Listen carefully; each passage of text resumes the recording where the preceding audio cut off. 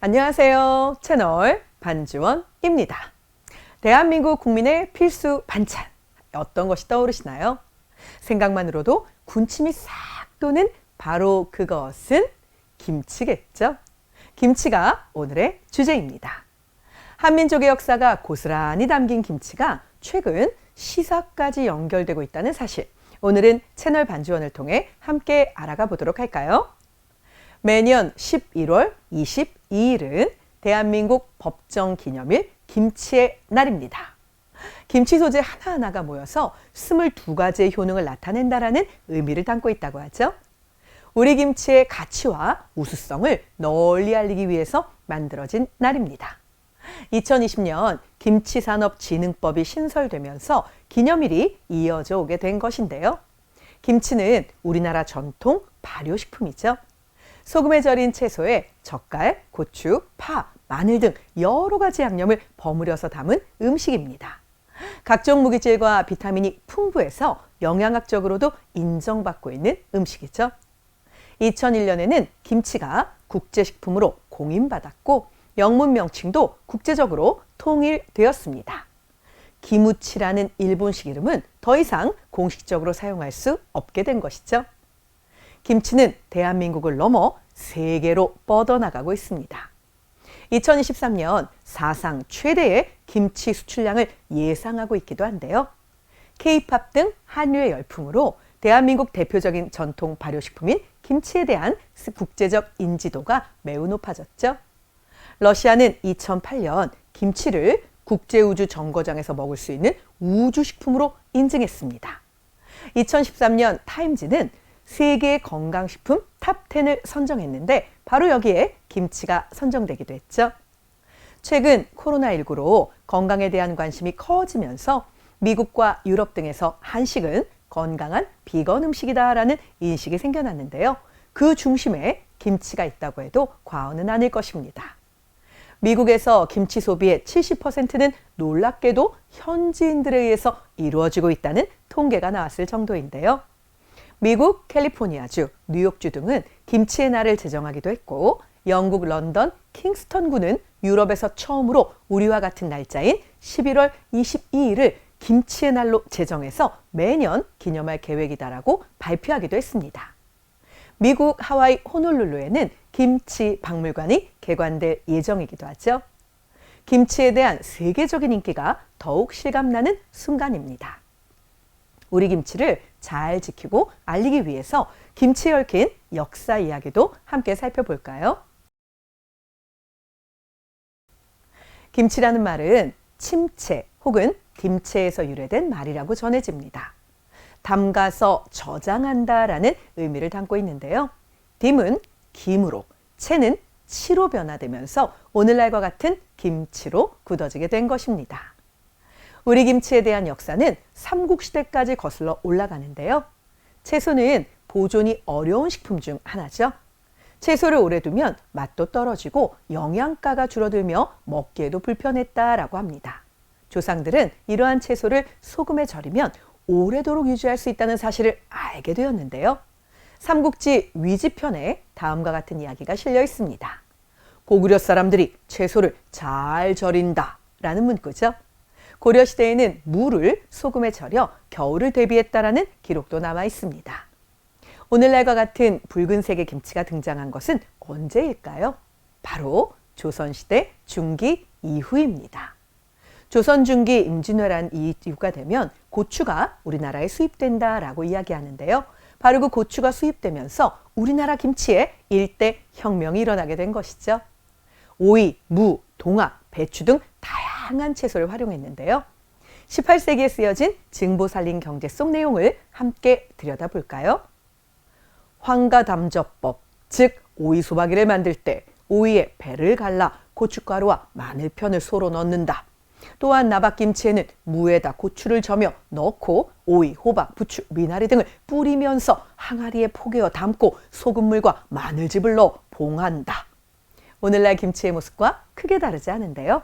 그 맛을 상상하는 것만으로도 입안에 군침이 가득 돕니다. 김치는 같은 재료로 만들어도 가정마다 집집마다 맛도 모양도 조금씩 달라서 더욱 재미있다는 생각이 드는데요. 지역에 따라 특색 있는 김치를 담그기도 합니다.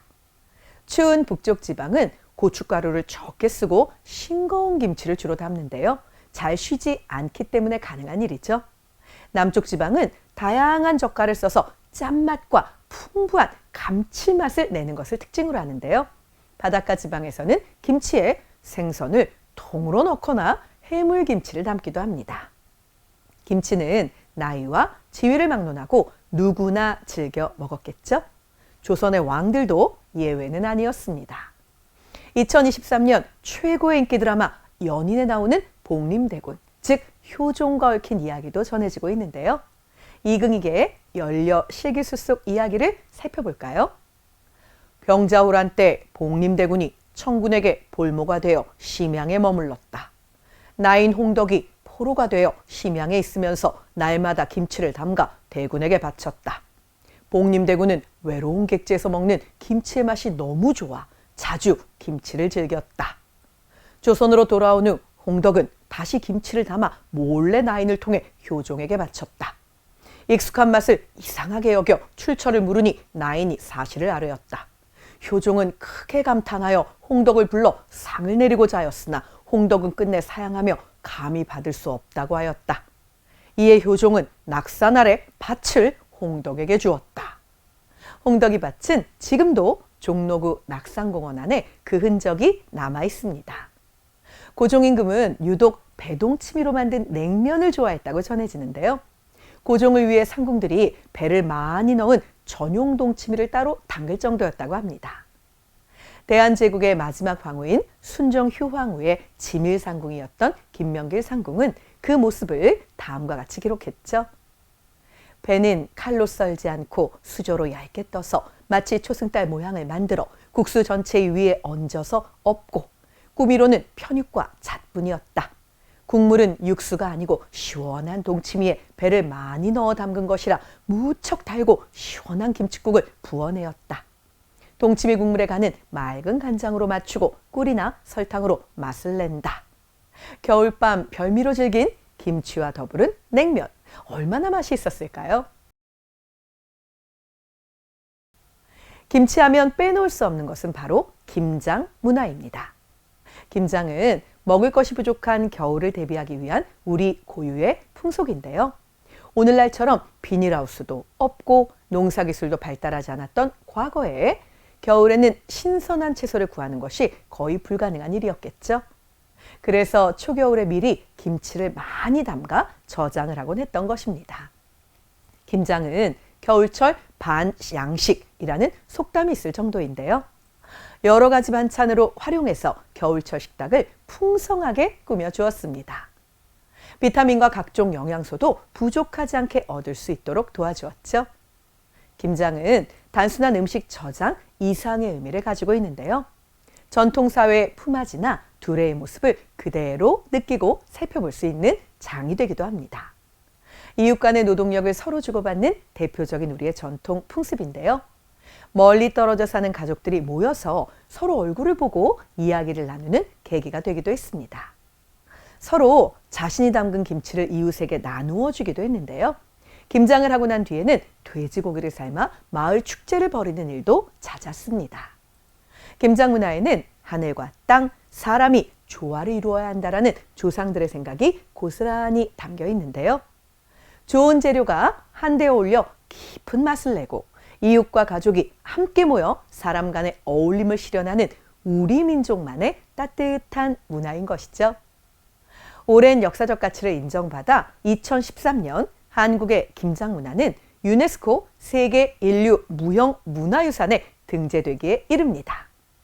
세대에서 세대를 거치며 내려오는 나눔을 실천하는 것은 물론이고 공동체의 연대감을 형성해 개인의 정체성과 소속감을 증대시키는 문화라는 것이 등재의 이유였습니다. 오늘날 생활 모습이 변화되면서 집에서 김장을 하는 일이 줄어들고 있는데요. 조금은 안타깝다라는 생각이 들죠. 최근 중국은 김치가 중국 고유의 문화이자 음식이라는 김치 공정을 주장해 분노를 자아내기도 했습니다. 한국 문화를 예속하고자 중국이 국가 차원에서 조직적으로 움직이고 있는 명백한 역사 왜곡 중 하나인데요. 중국의 바이두백과에는 김치의 기원이 중국이고 차우파이가 그 시작이라고 당당하게 적어놓기까지 했습니다. 심지어 김치는 중국 차우파이를 한국이 훔쳐서 이름만 바꾼 것이라는 허무맹랑한 주장을 펼치고 있기도 합니다. 차우파이는 소금에 절인 채소를 발효하는 것인데 피클에 가까운 음식이죠. 김치와는 만드는 방법부터 모든 것이 참으로 다른 음식입니다. 중국은 어떠한 근거도 없이 단지 같은 소금에 절인 염장 채소라는 이유만으로 김치가 자신들의 음식이라고 주장하고 있는 것이죠. 독일의 사우어크라우트부터 피클까지 전 세계 수많은 절임 음식에 대해서는 이야기하지 않고 유독 김치만 자신들의 것이라고 이야기하는 것도 너무나 아이러니합니다. 심지어 2020년 국제표준화기구가 차우파이에 대해 기록한 문서에도 김치가 언급되어 있습니다. 함께 살펴보자면 이 차우파이 문서 속 내용은 김치에는 적용되지 않는다라고 명백하게 기록되어 있습니다. 해외 외신에서도 김치와 차우파이는 엄연히 다른 것이라고 기사를 내고 있고 김치를 담그는 문화인 김장도 대한민국 이름으로 유네스코에 등재되어 있는 만큼 김치는 명백한 대한민국의 역사이자 전통입니다. 한국이나 아시아 문화에 익숙한 사람들은 중국이 또 중국했다라며 비웃고 넘어갈 수도 있겠죠. 하지만 처음 접하는 사람들은 진짜 진실을 오해할 수도 있다는 점에서 이런 잘못된 왜곡된 어리석은 부분들은 정확하게 짚고 바로 잡아서 넘어가야 합니다. 우리 문화는 우리가 지켜내야 하는 것이 맞는 원칙이죠. 귀한 우리 음식이 잊혀지는 것을 막고자 일제강점기 재야 지식인인 이용기 선생은 요리책 조선무쌍 신식요리 제법을 남겼습니다. 그 속에 담긴 김치에 대한 기록은 다음과 같죠. 김치라는 것은 우리나라 사람이 밥 다음에는 김치 없이 못 견디는 것이다. 만반진수가 있더라도 김치가 없으면 음식 모양이 못 될 뿐 아니라 입에도 버릇이 되어 김치 못 먹고는 될 수 없나니 어찌 소중하다 아니할까 보냐. 기날 때 먹기로 보배로 감춘다는 말이라. 한국인의 소울푸드 김치에 대한 진한 애정이 그대로 느껴지죠. 천하제일 시사대회 오늘은 맛있는 김치에 대한 이야기를 나누어 보았는데요. 김치에 얽힌 역사부터 최신 시사까지 폭넓게 함께 다루어 보았습니다. 어떻게 유익하셨나요? 따뜻한 흰 쌀밥에 잘 익은 김치를 얹어서 먹는 모습, 보는 것만으로도 그 맛을 그대로 알기에 어쩌면 맛이 내 입속에 그려지는 것처럼 군침도 고이고 그리고 심지어 눈도 깜빡이게 되는데요. 한국인의 김치사랑, 한국인의 김치 DNA 앞으로도 잘 이어가야겠죠. 다음번에는 더 흥미롭고 때로는 더 맛있는 주제로 다시 찾아오겠습니다. 좋아요, 알람, 댓글, 구독 설정. 오늘은 김치 먹는 기분으로 한번 시원하게 해주세요. 오늘도 여러분 함께 해주셔서 감사했습니다.